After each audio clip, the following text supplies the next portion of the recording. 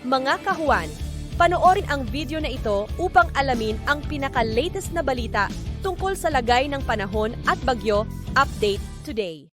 Wala pa rin naman tayong minomonitor na anumang bagyo or low pressure area sa loob at labas ng ating Philippine Area of Responsibility. Pero meron tayong tatlong weather system na inaasahan natin makakaapekto dito sa ating bansa.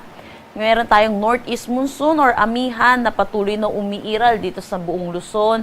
Samantala, meron din tayong easterlies or yung mainit at malinsangan na hangin na nanggagaling sa dagat Pasipiko na umiiral naman dito sa may Mindanao. Dulot nitong salubungan ng northeast monsoon which is malamig na hangin at easterlies mainit at malinsangan na hangin. Ito yung nagre-resulta sa tinatawag nating shear line na currently nakakaapekto naman dito sa may Visayas at Palawan. Dahil dito sa tatlong weather system na ito, mataas ang tsansa na magiging maulap ang ating papawirin sa buong bansa ngayong araw.